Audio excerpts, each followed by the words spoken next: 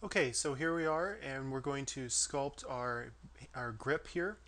You'll notice I have my layer on, and I am in my subtool for my grip. What I'm going to do is use some selections and some masking to get the grip in here. So I'm simply going to hold down Control and click and drag, and let me get the correct type of alpha here. I'll do alpha 28 because this is a full white all through it. And now when I click and drag, I can create these lines. So I'm basically going to create almost like a tennis grip handle here.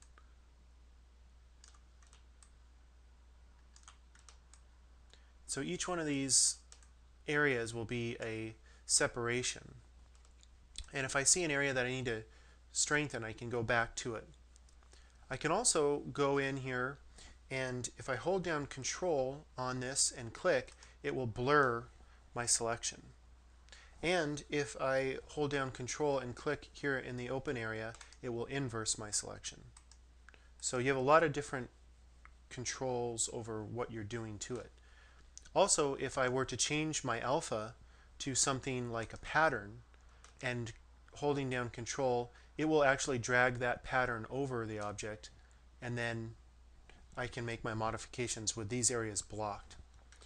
So this is initially what I'm going for is just sort of a grip. So I put in my lines, I'm going to inverse my selection, and I'm going to use deformation to make these areas go inward. Okay, so now I go down to deformation, I go down to inflate, and using the slider here, I'm going to drag it and make these areas go in.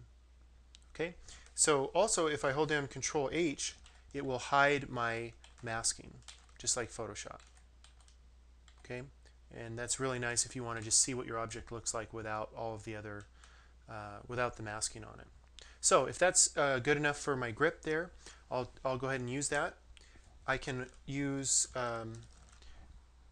Control, Shift, and A to get rid of my masking. And now I can select an alpha that will appropriately give me some bump or some different kind of surface details. So I'm going to go over here to alpha 20. I've got my drag rectangle on, and now if I click and drag on there, I can just add this surface detail so it doesn't look so straight out of the box, smooth. Kind of looks like it's got some wear and tear in it. Okay, again, I use my orthographic snapping, and I'm just adding some surface detail wherever it looks like it needs it. Okay, so what we're doing here is we're using masking to make our initial selections. Then we're using deformations, particularly inflate, and we're pulling in these areas here, here, and here. And then I'm just using my regular old alpha brushes to drag in some detail using the drag rectangle brush. When I'm done with all that, I can take a look at how that looks with my other objects, and I can see it looks pretty good. So what I've done is add detail using masking.